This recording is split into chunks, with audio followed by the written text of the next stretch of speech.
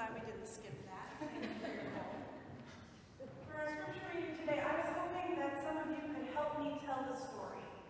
Now, I promise you don't need to have Hollywood-level acting chops or even say any lines. And if you really want, you could be one of our River Nile technicians.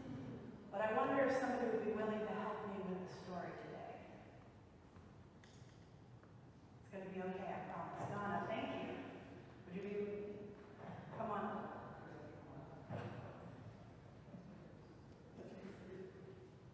Kara, could I invite you to be part of the story today? Thank you. Deb, come on down. Excellent.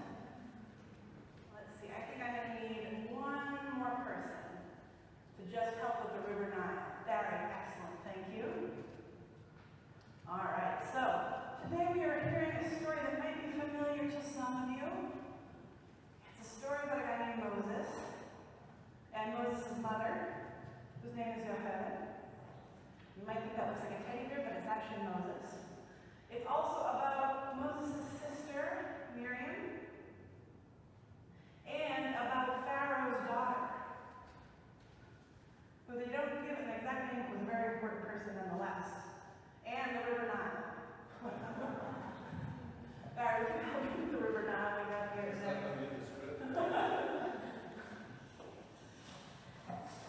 Can I invite you to the other end of the River Nile over here? All right. So, Pharaoh's daughter, you're going to go down that way a little bit. Put the River Nile over here just for a moment. All right, so this is a story that takes place in Egypt. So, Amram, who is Moses' father, and Yocheved, who is Moses' mother, were from the tribe of Levi. And they got married and had children. They had a boy named Aaron, they had a girl named Miriam, and then Yocheved gave birth to a baby boy. And she knew he was very special from the moment she saw him. But she worried for him.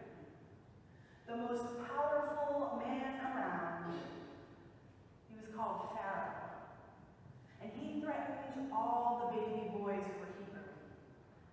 Now she wanted to protect her son, so she kept him hidden for 3 whole months, so nobody could find him. But when she couldn't hide him anymore, she made a basket for him from grasses nearby. Now she sealed all the holes with water and pitch. Move this down because it's a little loud.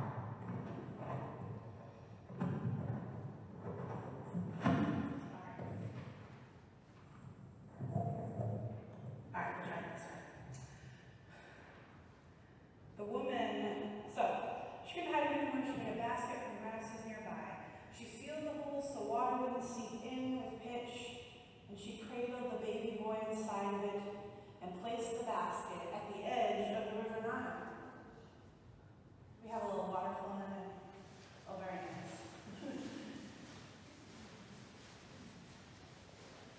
Now his older sister Miriam watched all of this from a little ways off, wondering what would happen to him and keeping an eye out for him. Good older sister move. All right, now Pharaoh's daughter had come to the river to take a bath.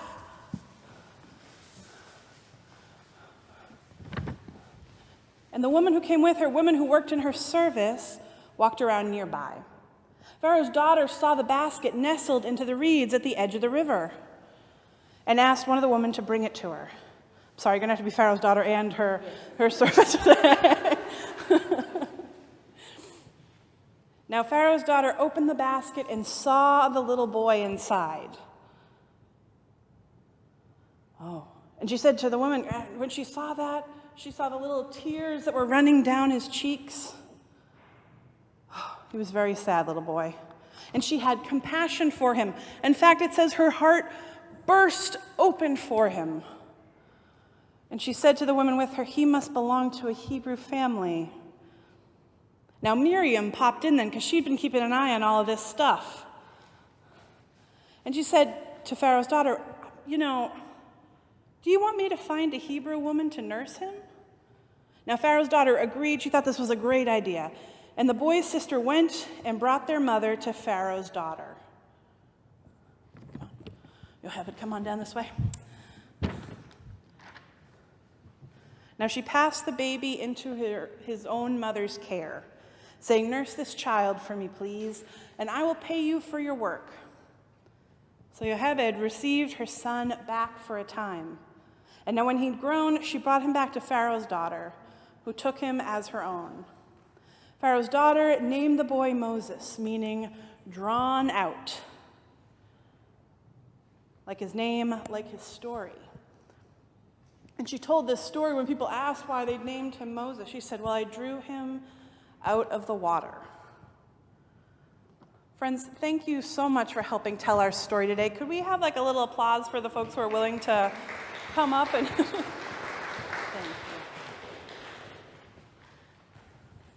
So, let's see if I can put this here and clip this on without a whole bunch of unhappy noises happening.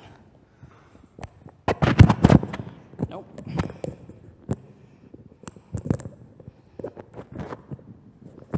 All right, can you all hear me okay from this? Excellent.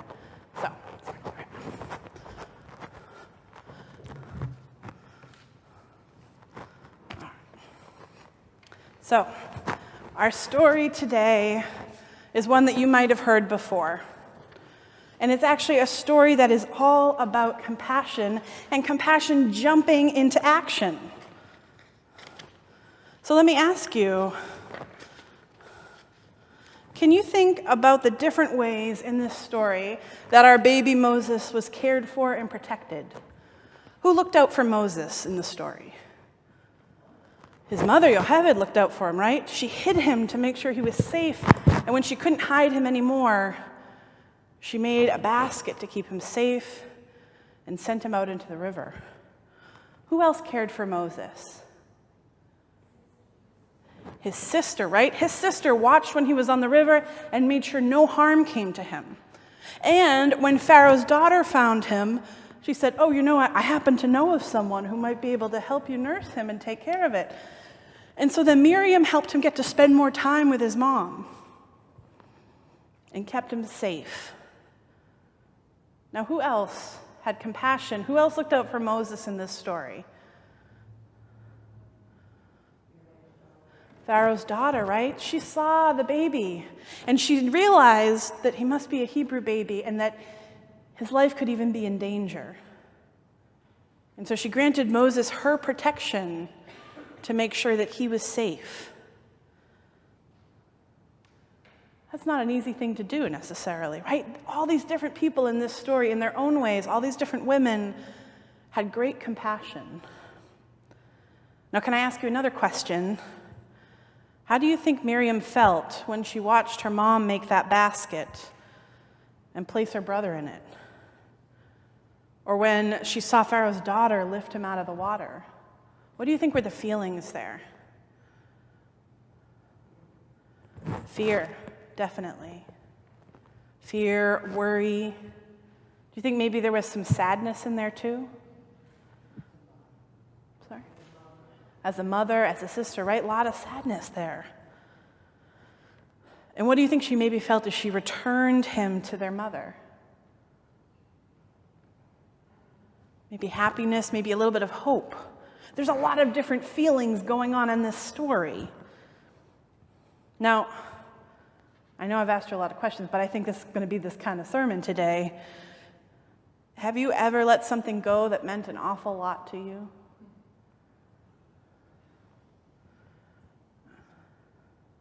It doesn't always happen this way, right? But there's definitely been times, I think, in all of our lives when we've had to let something go, even though we cared about it deeply or it meant a lot to us. What do you remember feeling about that? It's okay if that's a too personal one to share out loud. That's all right. So I can tell you for myself that sometimes I felt sadness when that's happened, or disappointment, or worry about how it was all going to turn out.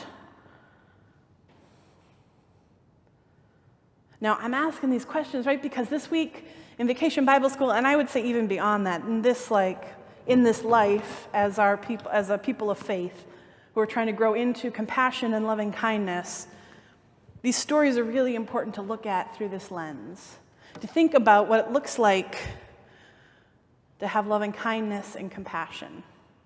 Now, there's a great sort of 3-step thing if you're looking for compassion, how to be compassionate, how to show loving kindness to someone, whether it's yourself or your neighbor or the world.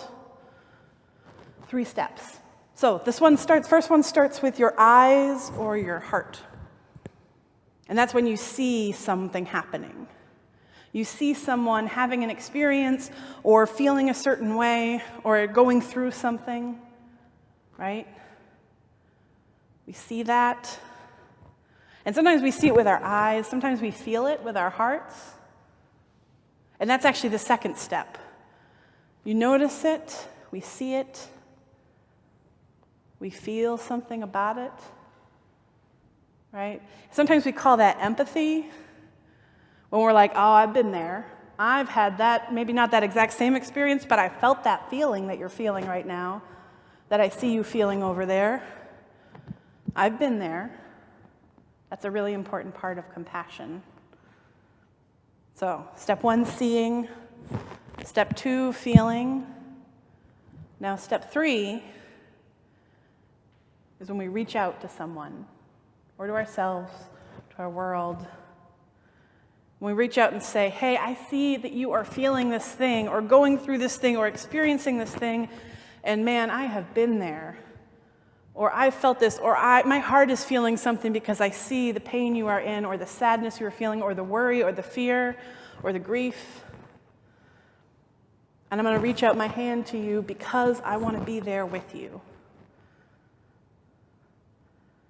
3 steps. That kind of makes this whole big long word, loving kindness, feel a little more manageable. And actually, I think we see this in our story today, right?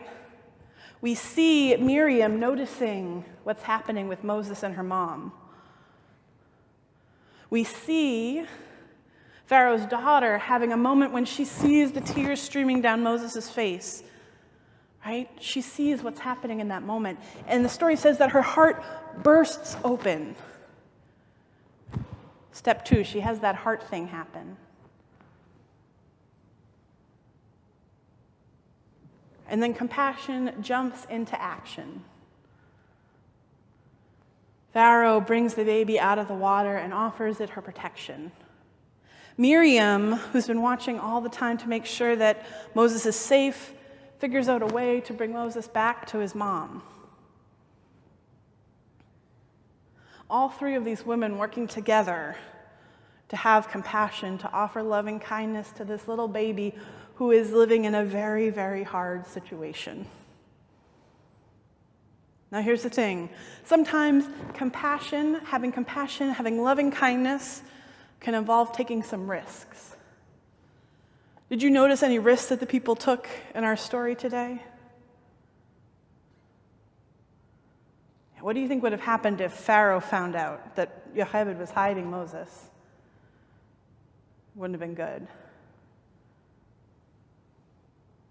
Or what do you think would have happened if somebody figured out what Miriam was doing? And maybe Pharaoh's daughter was actually taking a risk when she said, no, I'm going to take care of this baby, and I'm going to offer Moses my protection. I'm going to take him and love him as one of my own. There could have been some risks involved with that. So kind of some risky business, but why do you think they took those risks?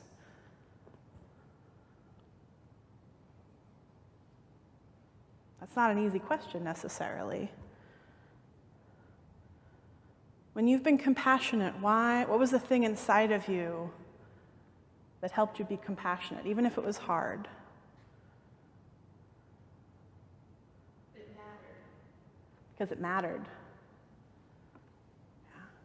Because maybe you saw in that moment that something needed to happen. That you were even being called into something. Sometimes that's the way compassion works, right? It bursts up inside of you. You see something, and your heart starts going, and you're like, oh, that matters Like, sometimes we feel it in our heart. Sometimes I feel it like in my stomach a little bit. You're just like, oh, there it is. And sometimes it matters too much that you are willing to take those risks. You're willing to step outside of what feels comfortable. You're willing to try something new or take a risk or reach out to someone in compassion. And those moments are really important. What are some of the ways that we as a beloved community offer compassion to one another?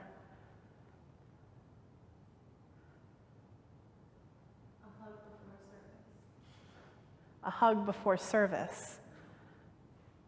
How about sending a card to someone if they're sick? Caring for others, right? Calling them. Yeah, reaching out, right? That's a way of reaching out over the telephone.